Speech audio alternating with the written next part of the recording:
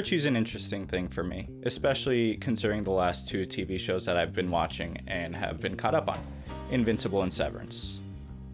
What exactly is virtue? To me, virtue is basically just moral high standing, choosing to do the right thing, whatever that may be, whether that be to your own detriment or not. That's really what the foundation of virtue in my mind is. Mark Grayson's an interesting case. He developed his powers at 16, 7, and seemingly for his whole human childhood, well, when he was human, seemingly for his whole human childhood, he was raised with good moral standing. He was, taught to look after people. He was taught, my dad is the best superhero in the world. He wanted to look up to his father. Well, he did look up to his father. And even in those moments where it's revealed, like, either the world isn't what all it's played out to be, whether that be with Cecil and the GDA, or when his father kind of fucking reveals in the confrontation with Angstrom Levy, he couldn't do anything except what he was taught. And when he went too far, it kind of destroyed him for a bit there. He made me do it. It was an accident, but he made me do it. Invincible is an interesting show in general due to its ensemble nature. You got the Guardians, who are very much so like the Justice League or the Avengers. You got the Coalition of Planets, which is kind of like a Green Lantern Corps. You got the Teen Pack, or whatever the fuck they're called.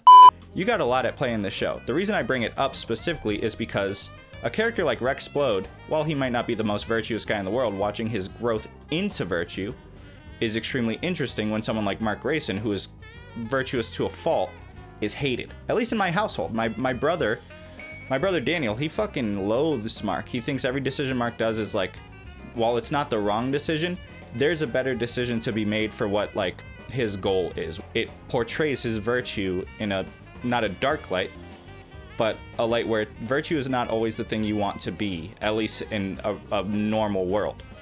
In the case of Severance, that plays into basically every decision that the innies or outies make. Mark Scout is probably my favorite of the game. Outie Mark, after losing Gemma, from what we've seen, realizes the situation he's in and realizes the situation he's placed himself into. It's just, he feels like wallowing in it and kind of punishing himself is all he can do. He doesn't exactly live a virtuous life. Even when he goes on dates a few times, he kind of embarrasses himself, he kind of embarrasses his date. He's willing to throw caution to the wind just to, either get into a confrontation or just to wallow in his own pain and cause more pain on himself. Innie Mark is similar in those regards. They're both very willing to hurt themselves at the sign of distress. They care. They care deeply, and they care maybe too much about too many things. For Innie Mark, he's got all of the gang, and then he also cares about Miss Casey. Upon request, I can also perform a hug. I've been exhibiting signs of sadness. Could I get one of those? No. It all starts to go wonky for Innie Mark once he finds Rickon's book. Rickon's book talks a lot about basically the relationship between the person and the worker, the relationship between the workplace and the workforce. For Mark, this is never something that's ever been spoken about ever. He has to stay loyal to Lumen. He has to do the important and mysterious work. And yet, reading this work where it's basically telling him, work is only an aspect of life. You have the power. You are the worker. You can do things that are in your own interest. It kind of shell shocks him. He's been told the opposite his whole life, his entire existence of 2 years. And yet, in this moment where he reads this book, and the other members read the book as well, they find their virtue in humanity, which I feel like is kind of a lost thing. The name is Dalton. See, a movie like the original Roadhouse starring Patrick Swayze is extremely interesting to me in regards of virtue, because Dalton, to me, feels like the most virtuous man. Maybe not in the history of cinema, maybe I'm just being a little biased because I'm obsessed with Patrick Swayze in this film, but he seems like the most virtuous man in the world, other than Sam Elliott's character in the film. Yeah, you're right. I ought to stop telling you what to do. Maybe I ought to kick your ass.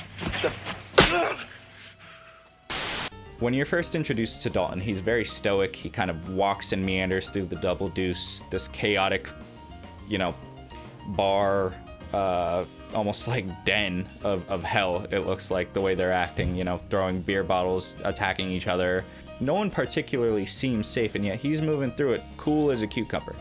Still taking into account, but he's very cool. Now, that could just be played as the lonely wanderer protagonist in a Western. And yet, as the movie continues, it dives into philosophy. It dives into his rules. His first rule, well, his most important rule being, be nice. Be courteous. Even if you have to do the hard part of your job, he is a cooler after all, with a team of bouncers. Be nice. Be courteous. Who knows, maybe it'll get you out of a few situations. Now, of course, it doesn't get them out of any situations, and he's consistently having to beat people's asses, and he does it in an incredible fashion every single time.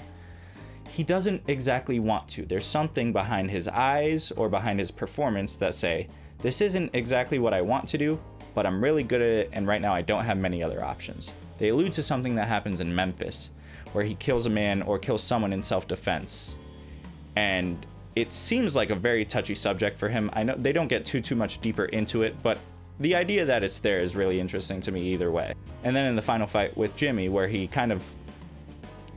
pushed to his limit to the point where he feels like the only thing he can do is finish this off after Jimmy pulls a gun. Now, other action movies at this point would probably have the main character, fall to his knees, be like, oh my god, I'm so tired, like, oh, finally. And yet Roadhouse has the main love interest check into Jimmy's body, and once she realizes that Jimmy is deceased, she walks away from Dalton in disgust. And he doesn't exactly stop her. He's kind of, not that he agrees, but he's been in this situation before, and he very plainly does not want to be. That's then revisited at the end of the film when he's going to kill Wesley. He decides, you know what, I'm done with this. I've already won, the town is safe.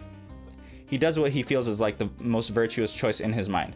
Does Wesley pull a gun and end up dying anyways? Yes, it is a 1989 action movie starring Patrick Swayze. Is Patrick Swayze's Dalton in the film still as virtuous as can be in terms of a 1989 action movie?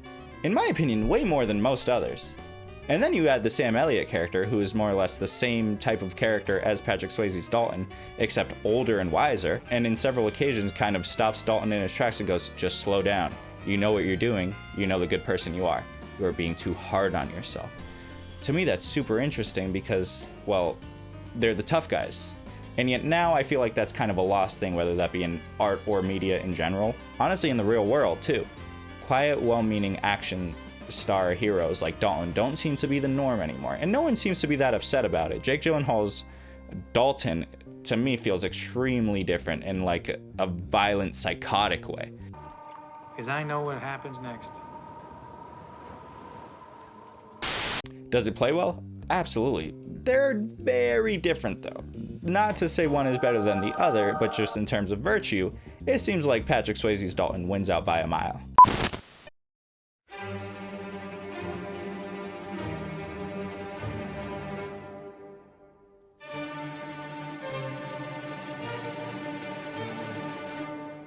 Ozymandias in Watchmen, also in my mind, is an extremely interesting character once it comes to the idea of virtue. For him, he's the smartest man in the world in a world that he doesn't want to exist in. Exactly what does that mean? He just sees the world for what it is, at least what he believes it is. Kind of hellish. In Watchmen, it seems like the world is constantly on the brink, and it just seems like Ozymandias does not want to play that game. Imagine if Batman was trapped in a world where he could do no good, he could do no bad, he just had to exist in his capacity. He's alive and he's doing what he can try to do, but it doesn't seem like there's much change happening in this world. It's only at the end where Ozymandias reveals that he's actually, in fact, the one who's putting everything into place in the Doomsday event that happens with the alien attack, where you kind of see where his virtues seemingly try to lie in. He immediately celebrates once he learns that, nuclear holocaust was avoided and, world peace is achieved. He throws his arms up in the air saying, I did it, we did it, I'm a hero. And yet, his heroism is placed in the, demise of so many. You see Ozymandias' virtues come to light. In his mind, virtue does mean the highest moral standing. Wouldn't the highest moral standing to be to save humanity?